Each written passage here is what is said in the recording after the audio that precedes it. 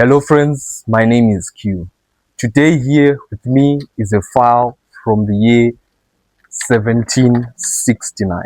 Let's go back in time and take a look at what really happened. Here we are in France, 18th century. Nous parlons français aujourd'hui. I want you to meet the philosopher, the intellectual titan, Denis Diderot. He was the co-founder and writer of the Encyclopedia, one of the most important books of enlightenment.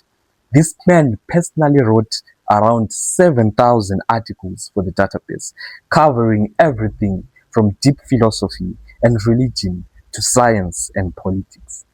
With all this introduction, you might think this man should have been wealthy.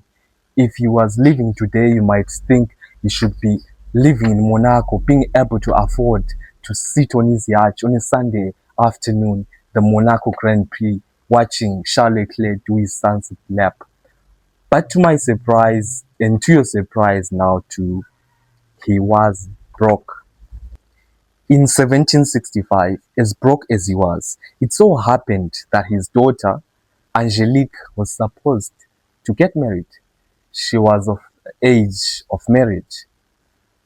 But for context matters, back in the days, the father of the bride was supposed to pay the family of the groom the dowry in order to secure a good marriage for his daughter. But the problem here at hand is that this French philosopher, this intellectual being, doesn't have enough money to pay his dowry. He is in a crisis, and it seems like all is going to go wrong. But as we know, word travels faster than light. It so happened that this news reached the ears of the great Empress, Catherine the Great of Russia. For context's sake, you understand that the Empress was a massive supporter of art and also wanted to be seen as a progressive leader. So it happened that in 1765, Catherine bought the whole collection of books from Diderot for more than his asking price. She told Diderot to keep the books in Paris until he died and hired him to be her personal librarian.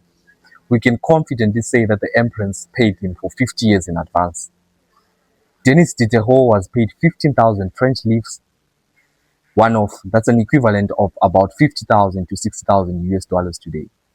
He was also paid an additional 1,000 French livres annually, which is an equivalent of about 3,500 to 4,000 US dollars yearly. I'm sure we can all see the uncontainable smile of Denis Diderot. After all, he thought he was dreaming, of course. His troubles seem to have vanished now. So he's happy. He can now pay all his debts. He can now go and comfortably pay off the dowry. And so he does.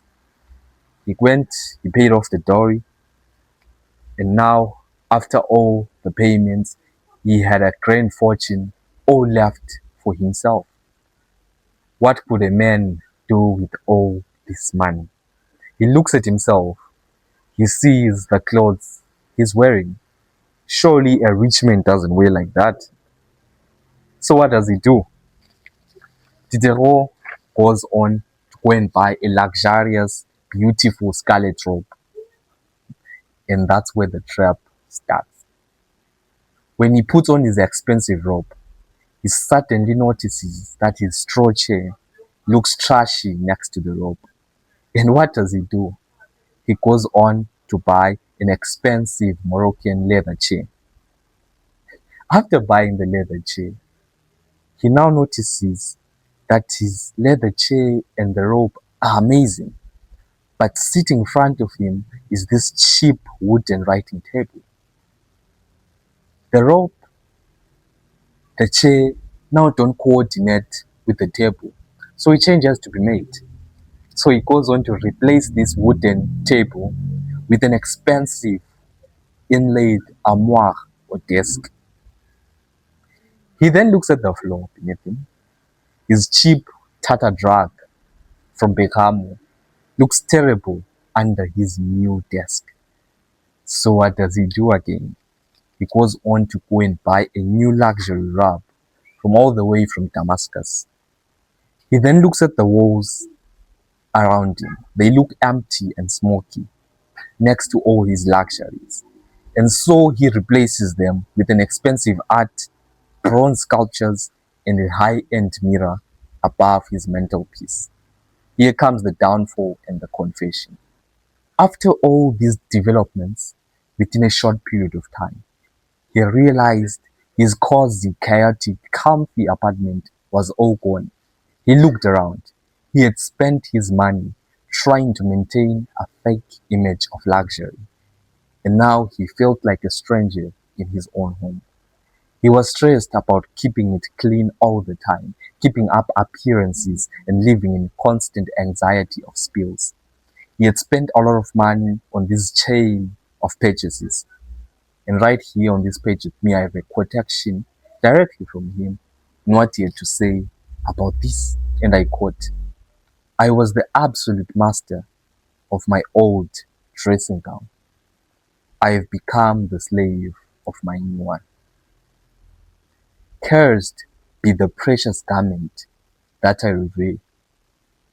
Where is my old, my humble and comfortable rag of common cloth? My friends, keep your old friends. My friends, fear the touch of woe. Let my example teach you a lesson. Poverty has its freedom, opulence has its obstacles." Those words are powerful words coming from the philosopher. They really sound philosophical indeed. Now, fortunately for Denis, he didn't go bankrupt, but he learned a valuable lesson. After analyzing this file, I don't really think that wealth is in itself bad or evil, but the real issue is that there is a glitch in human psychology that we still suffer from even today. In fact, this behavior was termed the Diderot Effect.